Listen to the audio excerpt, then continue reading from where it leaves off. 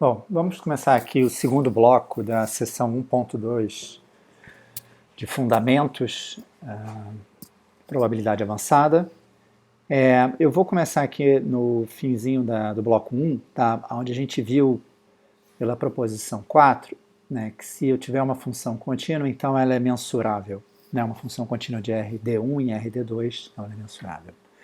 É importante dar um exemplo aqui de aplicação desse tipo de resultado, tá? Então, considera, né, um vetor x, um vetor aleatório, quer dizer, uma função mensurável de ômega em RD, e tome a soma, né, das coordenadas. Então, você tem x1 mais x2 até xd. Tá? Então, chama essa variável y, tá? E eu quero demonstrar, por exemplo, que essa variável é mensurável, né, que ela é de fato uma variável aleatória. Então, para fazer isso, eu simplesmente olho isso como uma composição, né?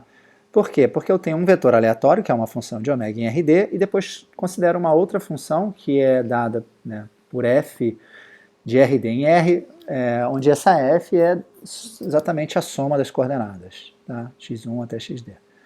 Então, obviamente, essa função f ela é uma função contínua, tá? Portanto, é uma função mensurável, e y pode ser escrito como a composição de f com x. Portanto, né, pela proposição 3 e a proposição 4, a gente tem que y também é uma função mensurável. Tá? Você pode pensar em vários outros exemplos, né, como, né, você pode pegar, em vez da soma, pegar o produtório, você pode pegar o quadrado, você pode pegar um polinômio qualquer nas coordenadas, né, nas variáveis. Então, são ferramentas que são bem gerais, né, a proposição 3 e a proposição 4, e na verdade, sempre quando a gente estiver considerando assim, né, funções de vetores aleatórios, a gente vai estar implicitamente usando elas, tá, para de fato saber que elas são mensuráveis. Um outro tipo de operação que é importante no curso, né, na verdade não só no curso, mas na matemática em geral, é a operação de limite. Né? E a noção de mensurabilidade de limites, elas são fundamentais, né, para você lidar com uma série de questões em probabilidade. E a ferramenta mais básica que a gente tem é, primeiro, de fato, mostrar que né, se eu tomar limites, tomar supremos, tomar ínfimos, de uma sequência de variáveis aleatórias, a gente continua tendo uma variável aleatória. Tá, então isso é dado exatamente pela proposição 5. Né? Suponha que eu tenho uma sequência de variáveis aleatórias. Tá, eu estou assumindo que todas elas estão definidas sobre o mesmo espaço mensurável, né? Então todas elas são funções de ômega em R, tá? Esse espaço mensurável está fixo.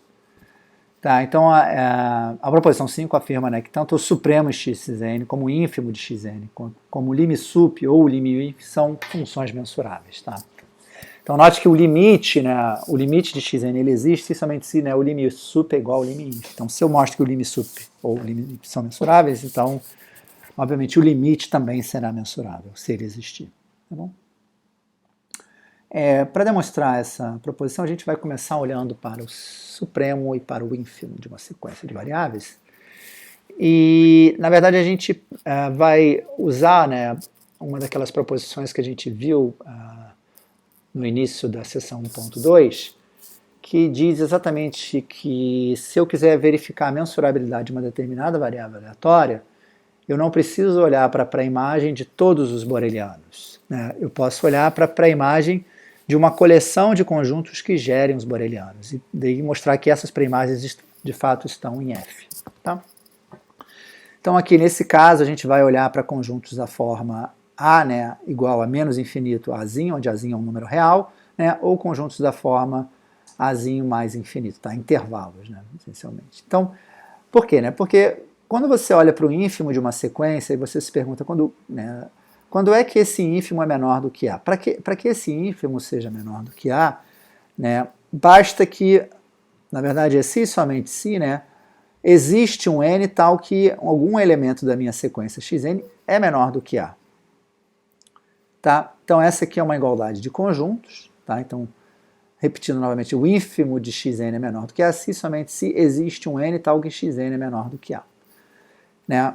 Agora, quando eu olho aqui para o lado direito, né, cada xn é uma função mensurável, né? Por hipótese, é uma variável aleatória. Então, para cada n, esse evento aqui vai estar em f. Como f é uma sigma álgebra, a união desses eventos também vai estar em f. O argumento para o supremo, ele é similar, né? Então, eu vou olhar para o supremo de xn ser maior do que A, tá? E, novamente, né, o supremo é maior do que A somente se existe algum n tal que xn é maior do que A. Portanto, desse lado aqui eu tenho uma união de conjuntos que estão na minha sigma álgebra, portanto, esse conjunto está na sigma álgebra, portanto, este conjunto também está na sigma álgebra. Né?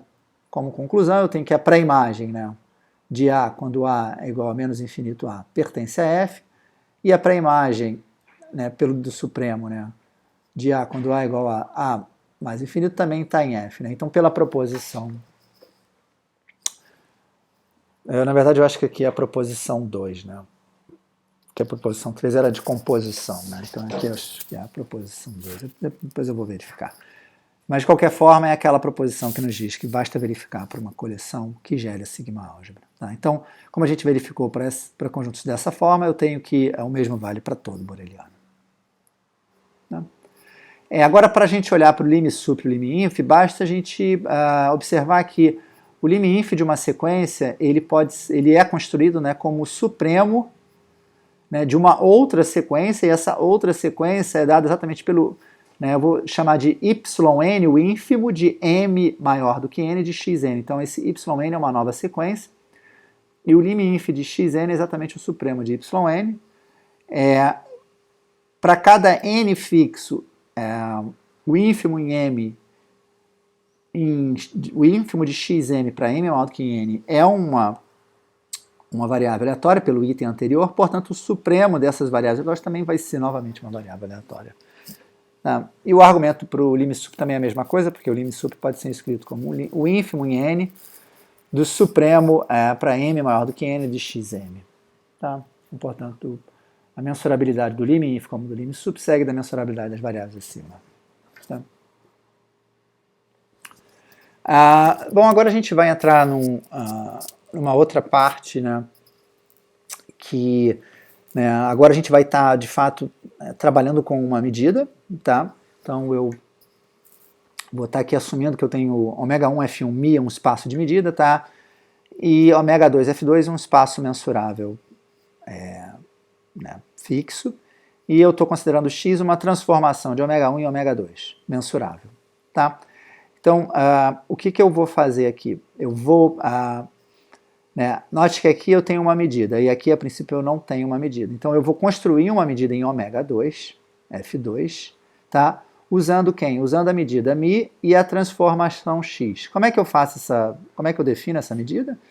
Simplesmente, né, eu tomo um A em F2 e defino μx de A, né, aqui simbolizando, né, que eu estou construindo essa minha nova medida a partir da medida μ em F1 e da transformação x. Tá? Então essa nova medida em F2, ela vai, né, por definição, eu vou ter μx de A igual a μ de x a menos 1 de A. Tá? Então essa medida é o que a gente chama de medida pullback, né, porque você pega, né, a medida em F2 vai ser exatamente a medida da pré-imagem por x, né, em F1. Tá? Então o teorema diz que de fato essa μx é uma medida, tá? E se em ω1 μ for uma probabilidade, então μx também é uma probabilidade. Tá? Então esse tipo de operação né, no mundo das probabilidades ela é muito comum, né, porque de fato o exemplo mais comum é quando você tem, né, uma variável aleatória de ω em R, tá? Você tem um espaço de probabilidade aqui, né? E aí você, através da variável aleatória, se define uma probabilidade, uma medida, né, em R, né, que vai ser exatamente dada pela medida, né, da pré-imagem da sua variável aleatória. Tá? Então é exatamente a medida que a gente chama da distribuição, medida de probabilidade da variável x. Okay? Então, para mostrar o teorema 1, né, a gente tem que mostrar as duas propriedades, né, da medida, né? Então a primeira delas é que isso aqui é um número entre 0 e infinito. tá? Mas isso segue imediatamente, né, né, porque μx de A é simplesmente μ para a imagem de A, isso aqui está, né, μ é uma medida, então isso aqui está sempre entre 0 e 1. E para mostrar que ela é sigma aditiva, né, então a gente vai usar aquela propriedade 1, né, referente à pré-imagem, né, de que a pré-imagem da união é a união das pré-imagens, tá? Então, se eu tiver uma união de conjuntos disjuntos, 2 a 2 disjuntos, tá? Então, a pré-imagem da união vai ser a união das pré-imagens e, né, essas pré-imagens também vão ser 2 a 2 disjuntas, tá? Portanto, né, como μ é uma medida, né, quando eu for evaluar μx da união, isso aqui por definição é μ da pré-imagem da união, que vai ser, por outro lado, né, μ da união das pré-imagens, né? E aqui, né, como μ é uma medida, isso aqui é uma, né, é uma união disjunta, né, com elementos 2 a 2 disjuntos, né? Então isso aqui vai ser simplesmente a soma das μ de x a menos 1 de AN, e por definição μ de x a 1 de AN é simplesmente μ de x de AN. Tá? Então a gente verificou que μx da união de AN é igual ao somatório das μx de AN. Tá? Portanto, μ é de fato uma medida.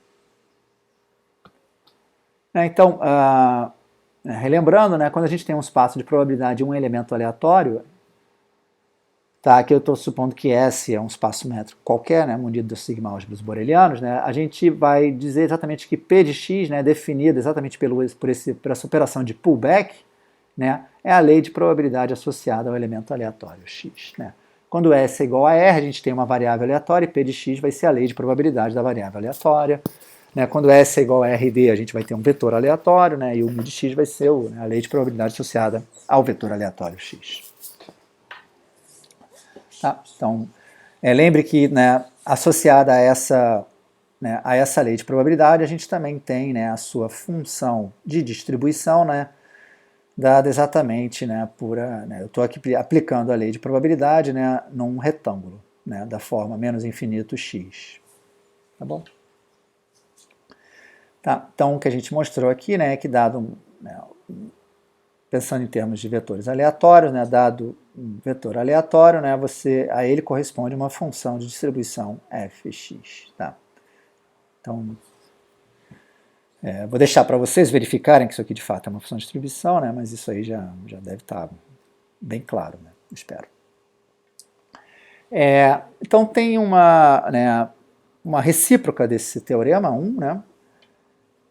O teorema 1 diz, dado um vetor aleatório, a gente tem uma função de distribuição. Então agora a pergunta recíproca é, né, dado uma função de distribuição, né, o que nos garante a existência de um vetor aleatório tal que a sua distribuição é dada exatamente por essa função de distribuição original com que você está trabalhando. Né? Então o teorema 2, né, ele garante isso. Tá? Então, né, o enunciado é exatamente isso aí, né, dado uma função de distribuição, então existe um espaço de probabilidade ômega fp e um vetor aleatório x definido sobre esse, né, como uma transformação de ômega em RD, tal que a minha função de distribuição corresponde exatamente à função de distribuição desse vetor aleatório. Tá? Então esse teorema ele é importante, né, porque a gente sempre quando está, né, pensando em problemas de probabilidade, a gente está, considere um vetor aleatório com essa função de distribuição aqui, né, e a gente vai e escreve a função de distribuição. Então você pode falar, o que me garante que de fato existe um vetor aleatório com essa função de distribuição? Tá? Então, esse teorema, de fato, ele dá, né, que dada uma função de distribuição, você tem um vetor. Então você sempre pode né, considerar esse tipo de questão. Né, faz sentido, né, matemático, formal. Tá? Então, para demonstrar o teorema 2, na verdade a gente vai usar o que a gente viu na seção 1.1, tá?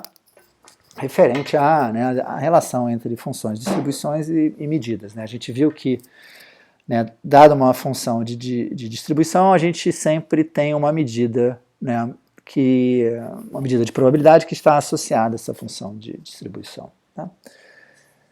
Então, exatamente o que eu escrevi aqui, né, dada uma função de distribuição, sabemos que existe uma medida de probabilidade. Aqui eu estou pensando numa função de distribuição definida em RD, tá? Então, existe uma medida de probabilidade definida sobre os borelianos de RD, tal que fx é exatamente μ de menos infinito x. Tá? Então, isso aqui é dado pelo que a gente viu na seção 1.1. Tá? Então, sabendo disso, eu vou simplesmente chamar, né, o meu ômega de RD, tá? Eu vou tomar, né, vou munir esse espaço aqui dos borelianos, né, porque aqui ele é exatamente RD, e vou pegar P igual a μ, tá?